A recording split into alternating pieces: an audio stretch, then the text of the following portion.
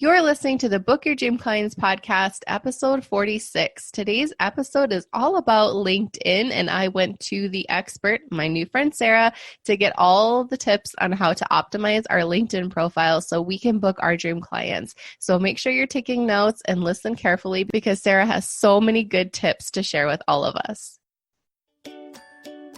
You're listening to the Book Your Dream Clients podcast, where we believe business can be simple and you can use your intuition to run towards your goal. Self-made business and success coach Lindsay Maloney helps you start and scale your dream coaching business. With her step-by-step intuitive and creative guidance, you'll leave ready to put her tips into action, push your business forward, and work with your dream clients. Lindsay is here to help you get unstuck and structure your brilliance into a coaching business that's sustainable and financially exhilarating. Here's your host, Lindsay Maloney. Before we get started with this episode, I want to talk to you about my program, Standout Coaching Academy, or SOCA as everyone calls it.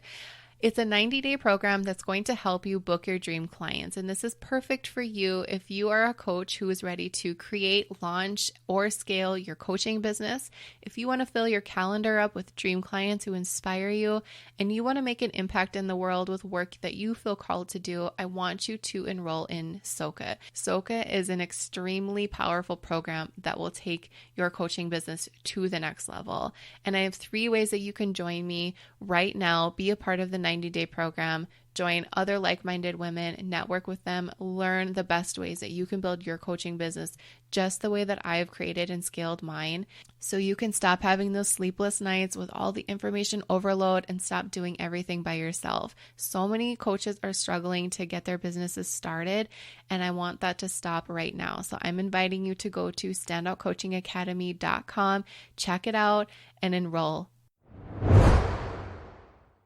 Sarah, thank you so much for coming on the Book Your Dream Clients podcast. I'm so excited to talk to you about LinkedIn and to learn more about you and your business.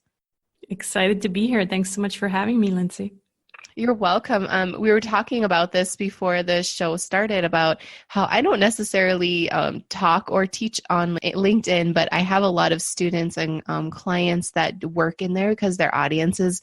I always tell people to pay attention to where your audience is hanging out.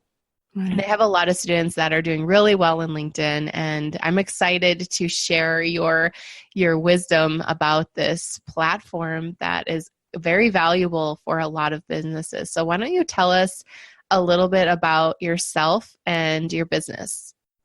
Yeah, so I'm based in Switzerland, as we discussed offline first. So that's always something that people are like, oh, okay, you don't sound, what I expected to Swiss to sound like. But I'm, born and raised in Switzerland. I'm just a copycat. So I copy my husband's accent, who's Canadian. Okay. I'm told I have this Canadian accent. But we also lived in California for 4 years. From 2006 till 2010. And that's where I started my business. And really just starting out with social media in general. So my plan was to support businesses with social media strategies.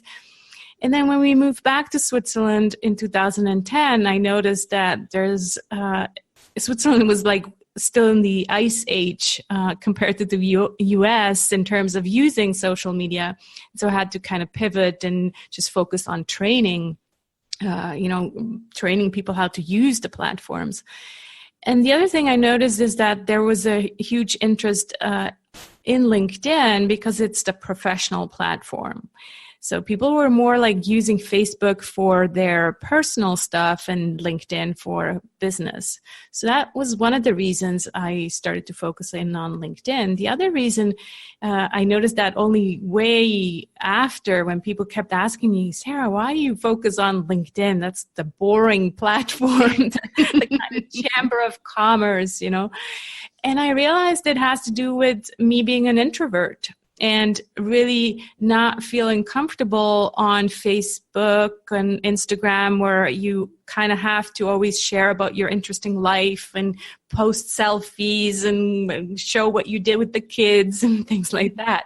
On LinkedIn, as we know, it's focused on professionals, and I can share value by sharing about my expertise. So it's mainly focused on business. That doesn't mean that I'm just going to go straight to the sale. It still means that I'm providing value, but I don't feel obliged to always talk about myself. I can just focus on what I'm good at and what I can bring to the table. So that's what I do today. I help my clients, coaches, consultants, and speakers position themselves as experts on LinkedIn and get clients with ease and not sleaze. So the not sleaze is really important to me because there's other people who help their clients with LinkedIn, but they're all about automation and how many messages can you send out per day, and that's not what I do. I think you and I, Lindsay, we're in the human business, right? Yep. And if you want to get clients, especially as a coach, who are going to trust you and work with you and spend a good 6 months or more with you, I just find it weird to think that you can just send out these template messages to everyone and then expect to build trust with that and expect to get clients out of that. So I don't do any automation. I really focus on building relationships on LinkedIn. I love that. And I think that is on all social media platforms. Everyone thinks that if you used some canned message and you send people DMs, that's going to be the answer for all of your problems. And it's just like walking up to somebody personally and throwing a business card at them and running away and like not even saying hi or connecting with them. And LinkedIn, for me, I guess, to be honest, I would agree with saying that's the boring platform because it just doesn't, I'm not interested in it because of the way that it is portrayed. And I like how you kind of take it and you've taken it and turned it into like, let's make this personal where we can connect with people. Like we can still connect with people on LinkedIn. It doesn't have to be the way we connect with people on Instagram or Facebook, but we can still have that human touch here. And I find that a lot of my students that are lawyers or therapists, that's where they really thrive is on LinkedIn because it has that more professional atmosphere. So when you're talking about when people come to you because they want to grow their presence on LinkedIn and book clients from there, what are they struggling with when they dive into all things LinkedIn? I think the first thing is really kind of this bad reputation that LinkedIn has gotten where it's people mainly remember it as the platform where people go when they need a job.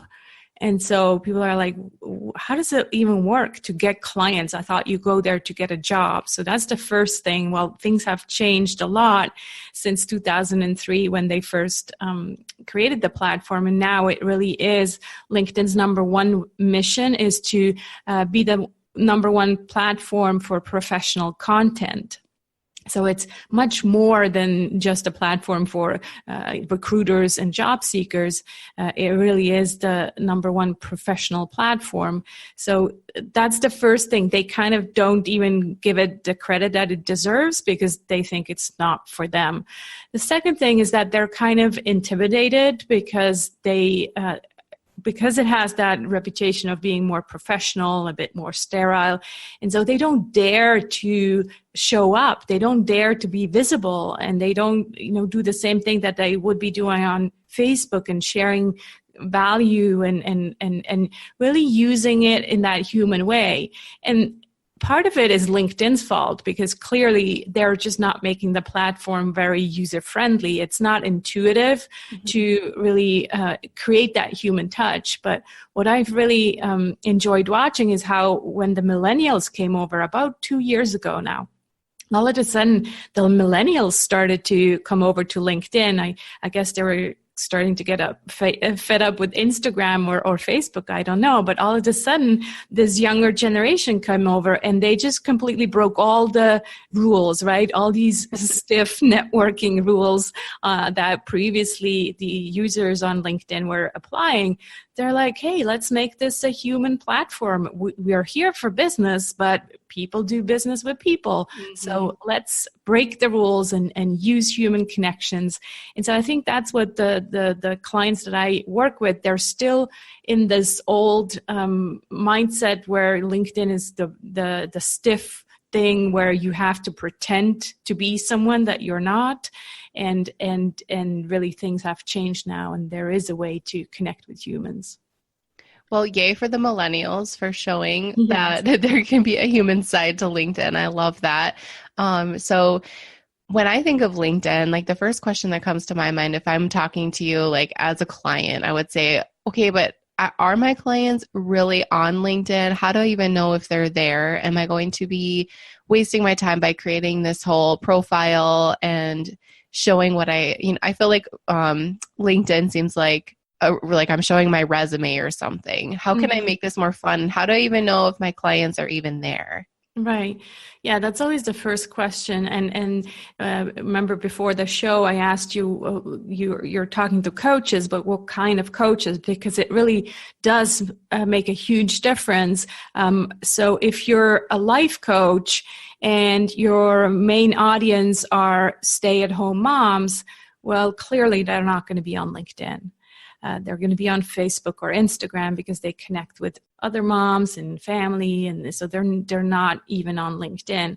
If you're a business coach and you work with, let's say, corporate decision makers, or you're a leadership coach and you're working with, HR directors, well, clearly your audience is now on LinkedIn and they're using it as this professional platform. So it really depends what kind of coach you are, and then from there, the best thing to figure out if they're on LinkedIn is probably look at your existing clients and go see, if they are on LinkedIn, and not just if they have a profile, but actually go check their activity, which you can do. You go on the profile and then you look for the middle section where it shows their activity, and if they're actually, active on the platform, or if they just have a profile sitting there outdated and never looked at it again. Yeah, that would be me. I have a profile and that's it. So my activity would be really, really boring.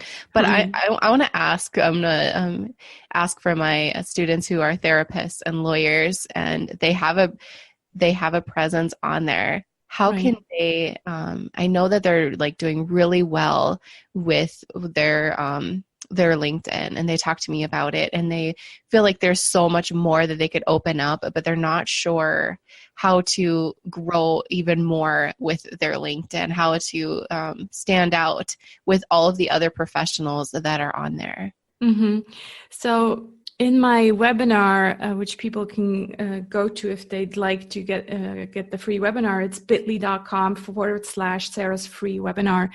I go through the 3 steps basically that I came up with that I think you need to have in place in order to get clients on LinkedIn. The first one being your profile. And it's a huge difference to have a really optimized LinkedIn profile compared to a Facebook page. Why?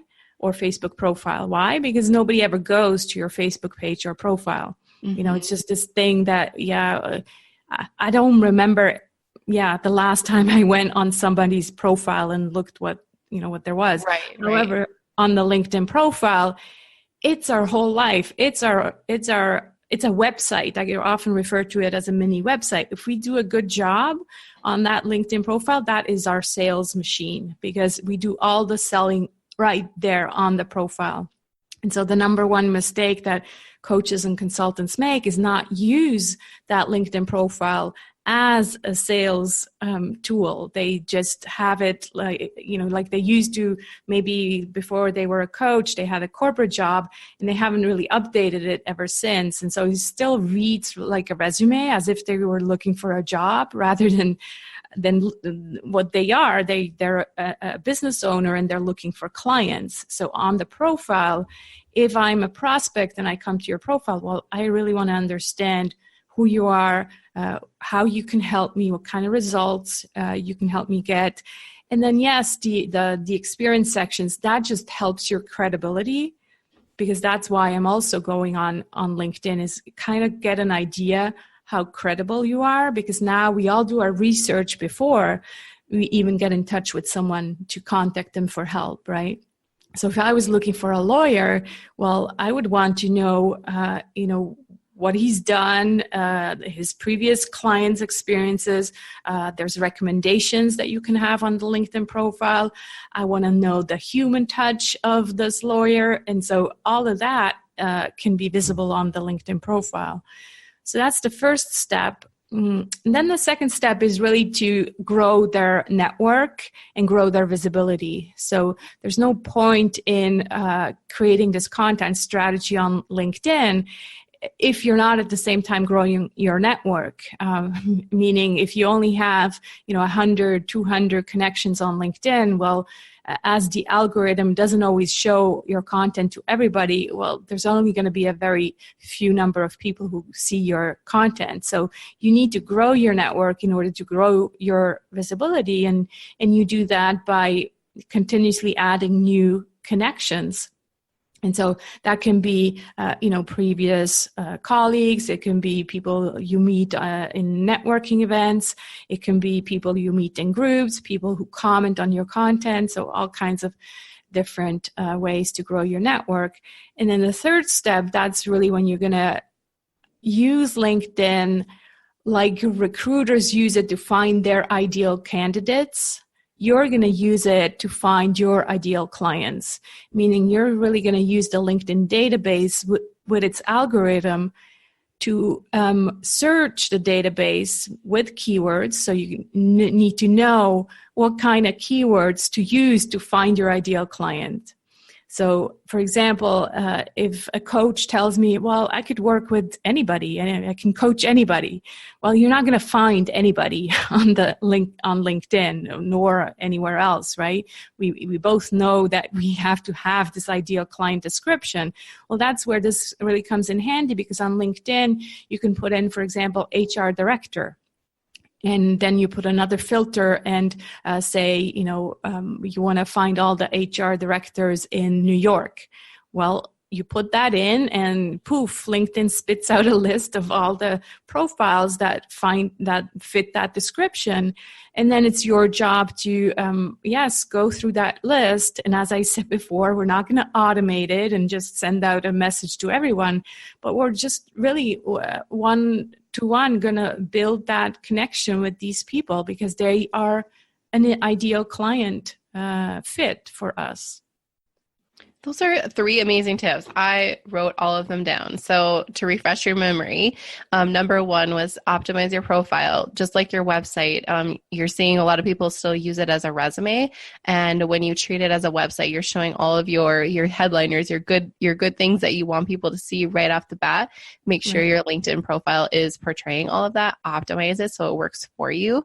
Number 2 was grow your network and your visibility and adding new connections throughout LinkedIn. And number 3, you talked about how to use the database, use keyword searches, filters to find your clients by being specific, by using their words. And then you're talking about building connections. So let's talk about that. So let's say you find, a lot of potential clients because you are a therapist and you want to build connections with people. So you found a lot of people in your city, like New York City. So How can you build connections with people by not sounding, like you said, sleazy? Right. Okay. So the first step is to invite them to your network. So that is key because you then want to move on to the second step, which is delivering value. So sometimes people ask me, well, can I just send them a message rather than actually add them to your network? No, you really want to have them in your network so that you can slowly build this trust between you and this ideal client. That's also where my invitation templates come in handy. And just the word, using the word templates, really these messages are meant to use as a basis, but you're still going to customize it. So don't just copy paste exactly the wording, because it's all about customizing and really taking the time to look at this person's profile. So the templates I'm referring to, those are messages that I use with my clients, that my clients use successfully, because when you connect with someone on LinkedIn, what most people do, they just hit on the connect button, and then that sends out the default text that we all get, so-and-so would like to connect with you on LinkedIn. Well, that doesn't tell me anything why this person would like to connect with you. So it's up to me to then go, well, do I know this person? No, I don't. So why would I want to connect with them, right? And so by customizing it, you're really taking the first step in building this relationship. So if people are interested, they can get the templates at bit.ly.com, Sarah's templates. So that's a free download that I make available. And that is just the opening of a conversation. So you're customizing the invitation. And then what I do is I go even a step farther and then say, hey, thanks so much for connecting with me. If there's ever anything that I can help you with, for example, make an introduction to someone in my network, please let me know. So you're not going immediately to the next step, which I think we've all been, a victim of, where they send you a pitch the minute you connect with them. Mm-hmm. That's not how to do it, because nobody is ever ready for what you have to sell immediately after you connect, right? So it's a slow process. You want to have this first initial conversation, then you're going to expose them to your content, because what you have to do is build trust, and you can only build trust today by showing and not by telling. It's all about the show me and not tell me anymore. So just by sending me a message and saying, hey, I'm an expert in LinkedIn, do you want to hire me? They're not going to think of me as an expert. In fact, it probably does the opposite effect, right? Sending out that salesy message. Yeah, because anybody can type that out. And yeah, and it's just like any relationship, we want to build trust. And I love how you kind of broke out the steps. Instead of we all get those LinkedIn notifications, and I just delete them and I don't even pay attention to them. Right.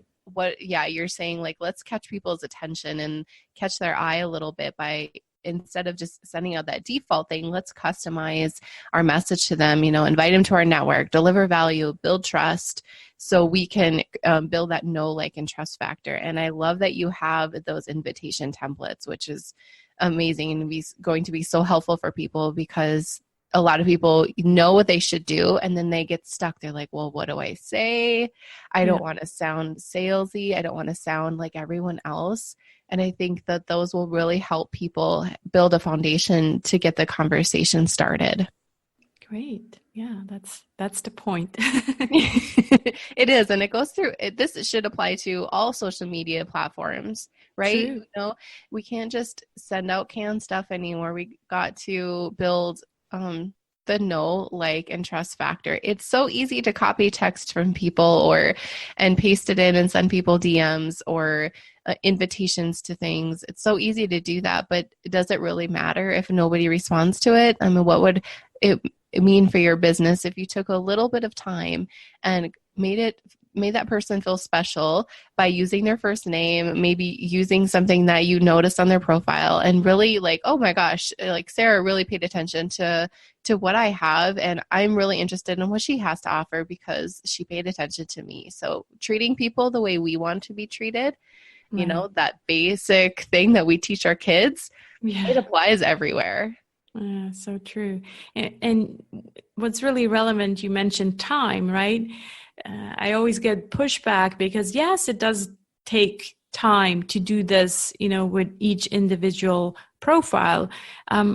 But it's time well invested, because it's going to take you just as much time to, set up your automation system and send out these messages. And you're going to have way less return, or otherwise you need to, like, I don't know, send out how many messages per day. And can you really sleep at night if you do that? I know I couldn't. Mm-hmm. Yeah, even on Twitter, for example, when you follow certain people, you get those canned messages that are delivered immediately. And you're like, I know for a fact that they didn't, like, sit there and watch their Twitter account and wait for somebody to follow them to send them something. Same with Instagram. It happens to all of us, and we don't even read them anymore. It's white noise because it's just being done so much. but the minute somebody adds something personal to it, that's what piques our attention. And okay, I'm going to read this. I'm not going to delete it. I'm going to pay attention to what they have to say. And that should be our goal as business owners. We're the face of it, and we want to be genuine as possible. Right. Yeah, This was really good, Sarah. I think this is going to be super helpful to people. Even if they're just starting, even if they don't have a LinkedIn account, do you recommend, how do we even know if we should be on LinkedIn? What's kind of maybe a thought process we could go with just to close out this? I have this one testimonial. I think it's on my webinar of this guy. He's not a coach, but he's a web designer.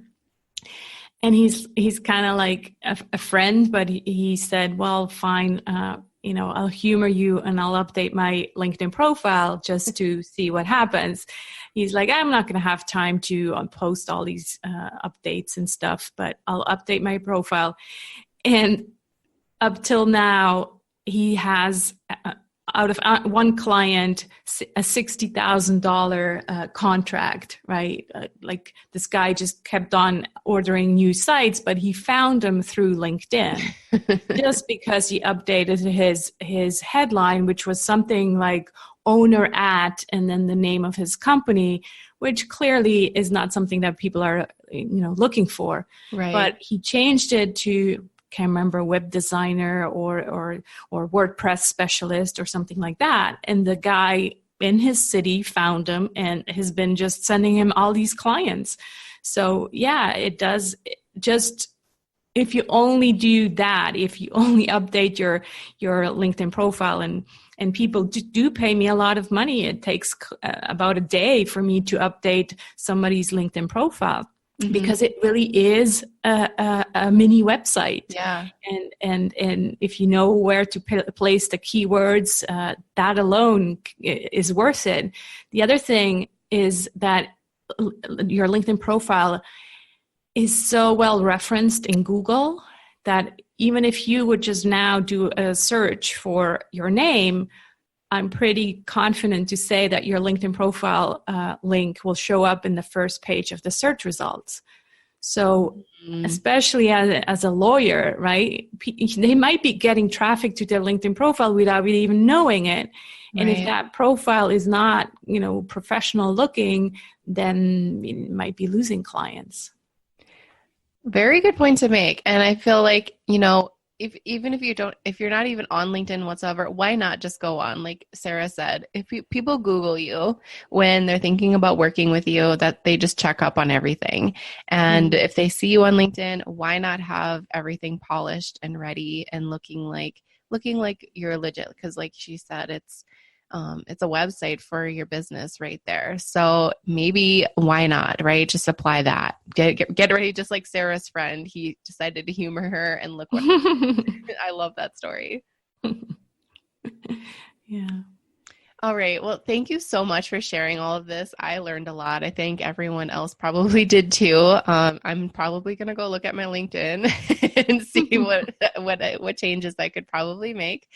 And I think everyone probably is too. So we'll put all of Sarah's links for her templates and everything else, her free webinar, in the show notes, so you can go and watch that and get your LinkedIn game up, because I think this could be really valuable for a lot of us. So thank you so much for sharing all of these awesome tips with us, Sarah.